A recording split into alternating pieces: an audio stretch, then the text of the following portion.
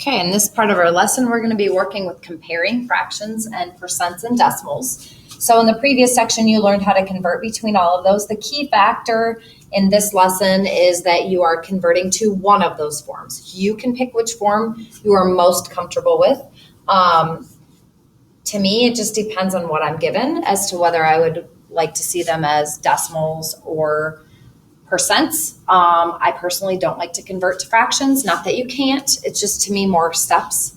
Okay, so as I look through this, I am seeing 3/20ths and 16%. So 3/20ths, I could convert that so that I have a common or a denominator of 100. Whatever I would do to the bottom, I'd have to do to the top. Or I can go through and actually use my calculator. So I'll show you both in this format. But the concept here is that you're comparing between them. So if I took 3, let me hit clear there. 3 divided by 20 and hit equals, it gives me 0.15. So this number right here is the same as 0.15.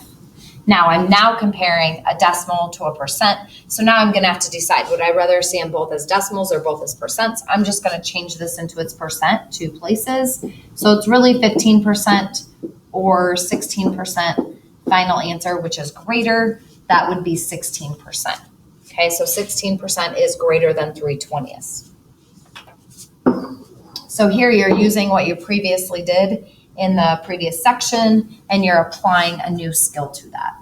Okay, which is greater, 79% or 0.08. So here I'm going to look at them both as percentages. So I'm going to go ahead and shift this to its percent, 2 places towards where I would put a percent sign, becomes 8% versus 79%. Now that I'm seeing them both on the same level, it's very easy to see 79% is greater. Oops.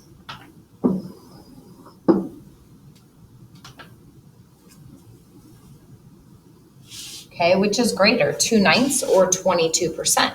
So I'm going to convert that 2/9 to its decimal form. Okay, so I'm going to pull my calculator back out here, and this one's tricky, so you have to really pay attention to this one. If I punch in 2 divided by 9, notice it gives me 0.222222222 repeating. So no, when I write this out, I'm not just going to write it out as 0.2 repeating. Okay, I want to do probably 3 places, because if I'm going to compare, I need to understand that 0.2 repeating, if I were to change that into its decimal form, is not 0.20, it's really 0.22. And repeating forever. Okay, so if I were to now convert that to its percent, 2 places, 1, 2 becomes 22.2%. And then now I can compare that to 22%, which is bigger. They're very close to each other, but which one's bigger? Well, this one has 0.2 behind it, and this one has 0.0 if I were to put that in there. Okay, this one is bigger. So a repeating number is always going to be bigger, as if you're comparing the same digits, the repeating number is always going to be bigger. Okay, so let's go ahead and have you guys try a couple out.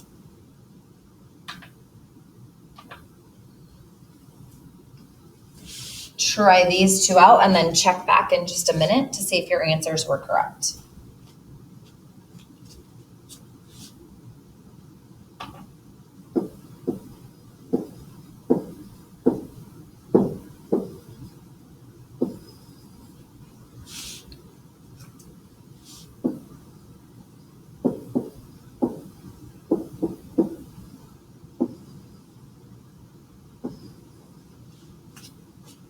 Okay, so you'll notice in the first one, we had 0.3 and 1/3 was 0.3 repeating. When I changed that into its decimal form, it was 0.33333 continuing on. So actually my 1/3 is greater. I should have circled the 1/3 instead of the decimal form. And on the second one, I converted to decimal form instead of percent. You could have done 0.15 as 15% and then compared. But when I looked at that, 0.23 was bigger, which made the 23% larger. Okay, so working through this, you're going to convert to your form that you're most comfortable with. Remember, when working with a repeating number, that you should carry that out in numerous places. That will show up on your assessment, so make sure that you're comfortable with understanding a repeating number. Good luck with this.